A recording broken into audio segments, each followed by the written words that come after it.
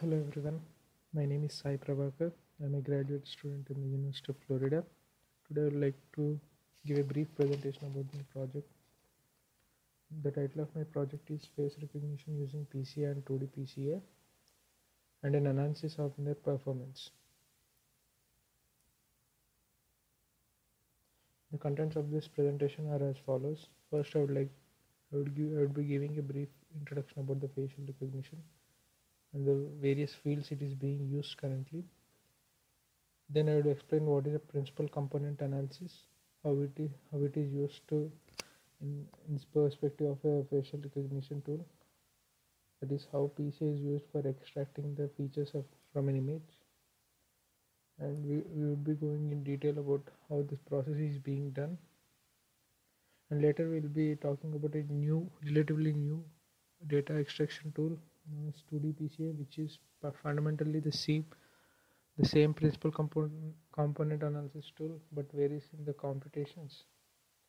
And once we have studied its implementation, we would be implementing these two algorithms on a ORL data set, and we'll be taking the results and would be analyzing the performance of these two algorithms. So let's get started. Facial recognition is one of the classical applications of pattern recognition in computer vision. It is a process of extracting the features of a given image and finding the best match among all the images in the dataset. This tool is being used in wide range of commercial applications nowadays, ranging from the basic security systems to as broad as a social network. For example, facial recognition is used in security systems as a means of user authentication, where a user's face is scanned and checked among all the database employees database of an office. If they have a match of the input face with an existing dataset, the corresponding user will be allowed access, and if there isn't any match, the user is denied access. Similarly, it is also being used in social networks as a mean of tagging your friends when you are uploading a photo. So whenever a user uploads a photo, the software automatically checks whether the faces of the photo with all the exist friends list of a particular user, and if they found any match, it will automatically tag them. And not only in these two areas, facial recognition has been used in multiple other areas, and it's been a widespread success.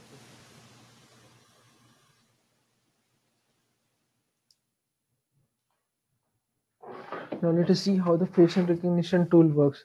Each facial recognition tool will be having a data set containing all the input images, and it will be having an feature extraction tool. What a feature extraction tool does is it will convert the data set into a form of a features and maps each of the input image present in the data set into these features. And whenever we will be getting a input data image to be tested, we also convert that into these features and map the values of the features with the values found on the input images. And if ever we find a close match between the images in the dataset and the input test image, we will return the corresponding image. Hence, in order for successful working of facial recognition tool, we need to have a good feature extraction tool. Now let us look at one such feature extraction tool known as PCA, Principal Component Analysis. Principal Component Analysis is a data analysis tool used for predictive modeling and exploratory data analysis. It extracts uncorrelated features from the data set. Like if we have a data set of m images, it would be extracting a let's say k number of features which uniquely represents all the images present in the data set. Now let us look into the steps involved in generating the eigenfaces or eigenvectors, which are the features of the corresponding facial recognition tool. In order to generate the eigenfaces, we need to go through a series of steps which were mentioned in the slide. Now, the first of all, we need to create a face vector space, which is creating by by transforming all the input images into a one-dimensional column vector.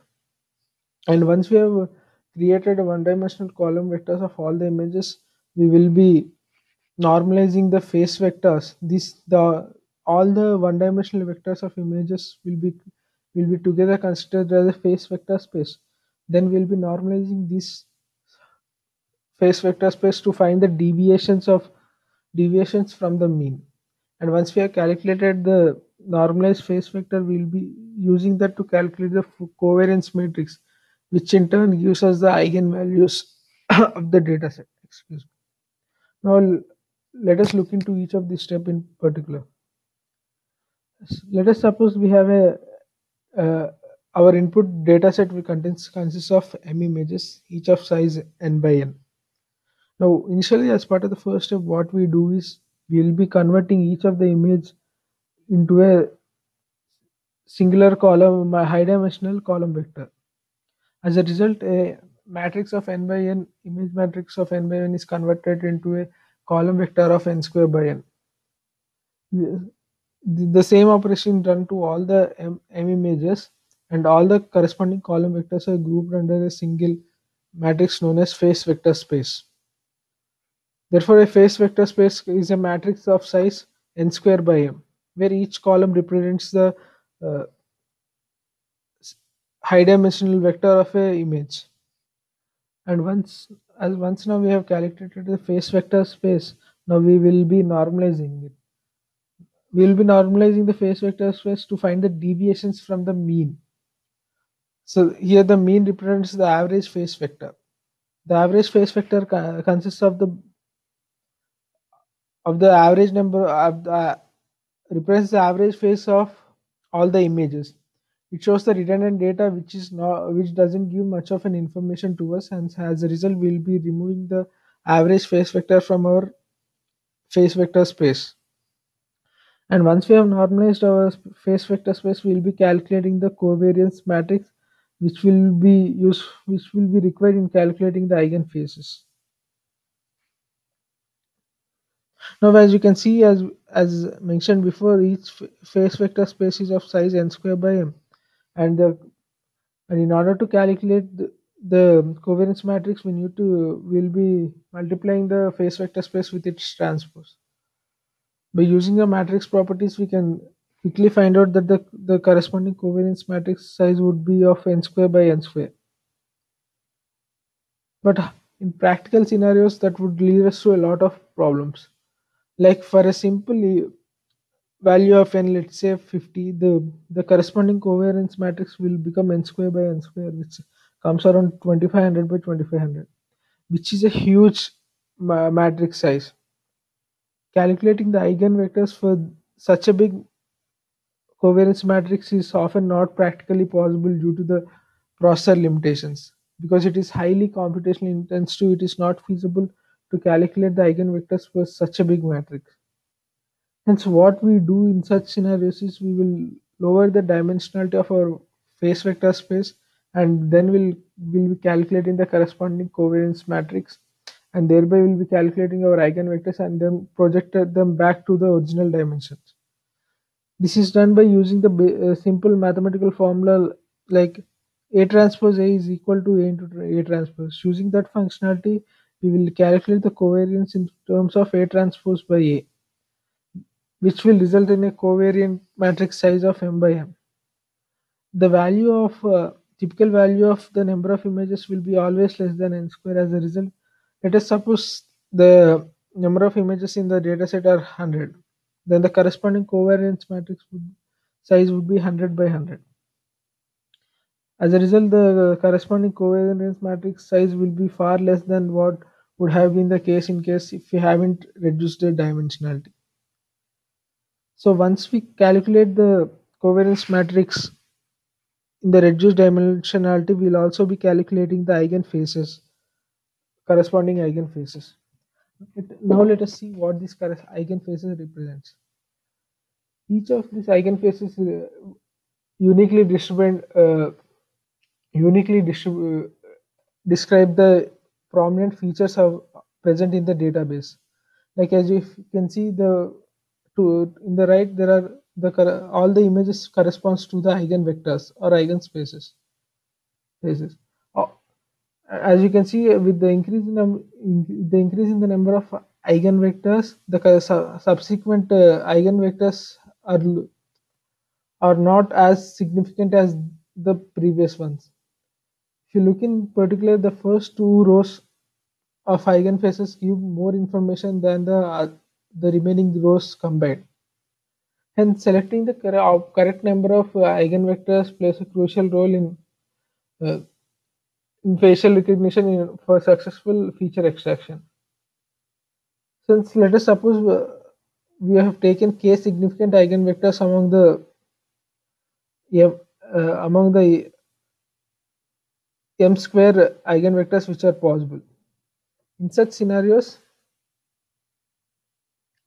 we will be representing each image. We will be representing each image in the test database as a weighted sum of these k eigenfaces. Thereby, in such a way, like each image in the input data set can be uniquely represented on the basis of its weighted sum. The weighted excuse me, sorry about that. Thereby, we will be calculating the weighted vectors of all the input images present in the database.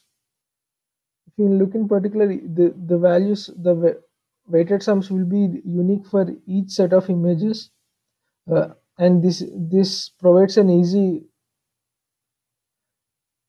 representation of a input data set in order to map the corresponding image with a new image. Now let us see an alternate extraction tool which works better than this.